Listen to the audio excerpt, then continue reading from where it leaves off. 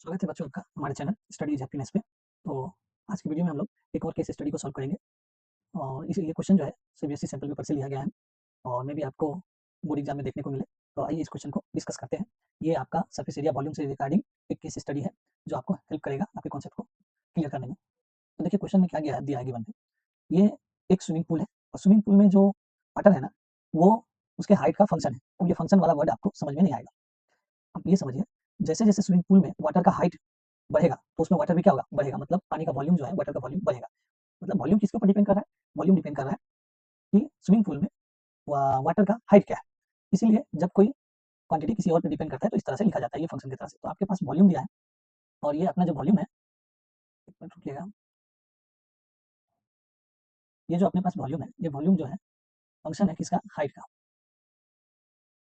24x और x यहाँ पे क्या है? हाइट है क्वेश्चन में गिवन है। ठीक, इतना तो आपको क्वेश्चन ही समझाया हमने अभी तक। अब आपसे पूछा क्या गया है? Find the dimension of the base of the pool. देखिए वो जो स्विमिंग पूल है आपका उसका जो बेस है, बेस क्या होगा? बेस एक रेक्टेंगल है। इस क्वेश्चन में देखेंगे तो इस क्वेश्चन में बेस एक रेक्टेंगल। अब रेक्टेंगल का डायमेंशन, डायमेंशन का मतलब ये होता है कि लेंथ, ब्रेथ, हाइट यही सब डायमेंशन होता है। तो आप क्या कीजिए ना, पहले इसको सॉल्व कर लीजिए। तो मैं अगर Vx को थोड़ा सिंप्लीफाई करूंगा तो देख लीजिए x कॉमन ले लेते हैं तो ये x स्क्वायर 11x और ये 24 हो गया। ये आपको एक क्वाड्रेटिक मिल गया पॉलिनोमियल। अब इसको फर्दर आप फैक्टराइज कीजिए तो मैं इसे शॉर्टकट मेथड से करता हूँ क्योंकि देखिए लीडिंग कोफिशिएंट यानी एक्स स्क्वायर का कोफिशिएंट जब 1 होता है तो डायरेक्ट हो जाता है। तो दो नंबर सोचिए जिनको मल्टीप्लाई करने से 24 आता है और क्या बोलते हैं ऐड करने से कितना आ जाता है आपके पास 11। तो वो क्या हो जाएगा? 8 और 3 हो जाएगा। तो एक हो जाएगा +8, एक हो जाएगा +3 और सिंपल आप यहाँ पे क्या कर दें x लिख दें। शॉर्टकट में आराम से भी सॉल्व करेंगे तो हो जाएगा, बन जाएगा। ऐसा कोई बात नहीं है, टाइम को बचाने के लिए हमने ऐसा किया है। हो गया। अब आप बताइए तो ये जो है आपका, इसमें से कोई इसका एक लेंथ होगा, कोई इसका पूल का ब्रेथ होगा, कोई इसका हाइट होगा।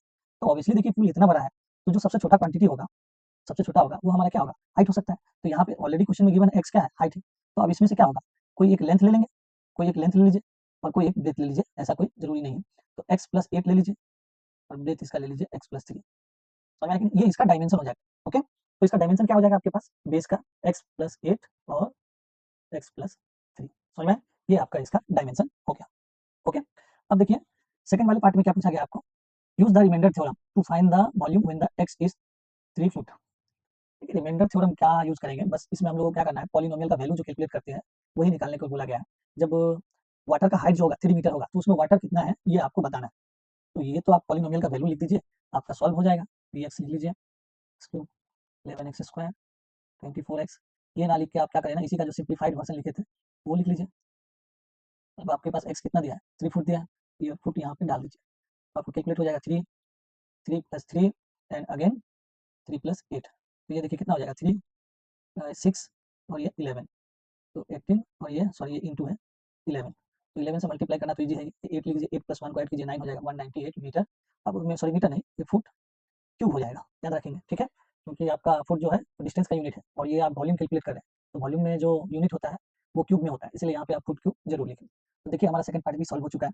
अब देखिए थर्ड पार्ट में क्या बोला है, if the volume is 100 foot cube of the water then what is the height. देखिए क्या बोला है, गिवन क्या है आपके पास, इस बार वॉल्यूम दिया गया 100 फुट क्यूब दिया गया।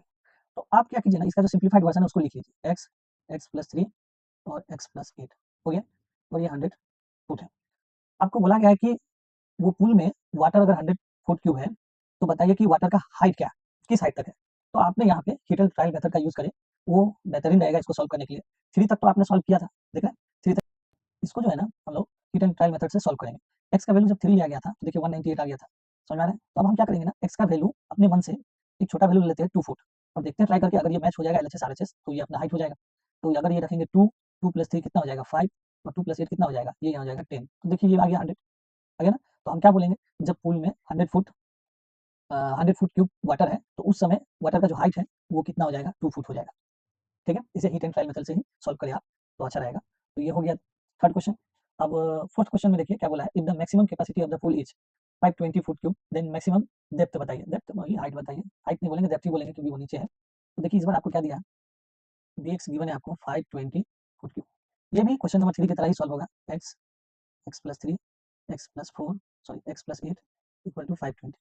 3 में रखे थे हम लोगों ने, 3 में हमारा वैल्यू कितना आया था देखिए, थोड़ा सा दिमाग यूज कीजिए। जब आप 3 यूज किए थे तो 198 आया था।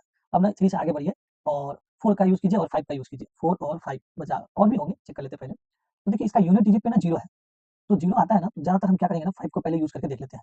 4 भी रखेंगे देखिए, मेथड तो यही है कि 4 रखें, 5 रखें, ऐसे चेक करना है। लेकिन हम 0 देखें ना, तो पहले हम 5 रख के एक बार चेक करना चाहते हैं। तो x इक्वल टू 5 पुट रखिए। तो देखिए तो कितना आता है 5, ये हो जाएगा 8 और ये हो जाएगा 5 प्लस 8 13, तो ये हो जाएगा 40, 13, 520 फुट क्यूब आ गया। आ गया ना? तो देखिए इसमें जल्दी सॉल्व हो गया। आप 4 भी रखते तो भी देखते तो उसमें नहीं आता, तो फिर 5 ही रखना पड़ता। तो हमने ट्राई किया। तो यहाँ पे क्या हो जाएगा हमारा मैक्सिमम हाइट क्या हो जाएगा? मैक्सिमम मैक्सिमम डेप्थ क्या हो जाएगा? मैक्सिमम डेप्थ तो बोलेंगे 5 फुट होगा। ओके? प्रैक्टिस कर लें क्योंकि ये सिंपल पेपर का क्वेश्चन है और चैनल को लाइक कीजिए, सब्सक्राइब कीजिए और अपने दोस्तों के साथ शेयर ज़रूर कीजिए। Thank you.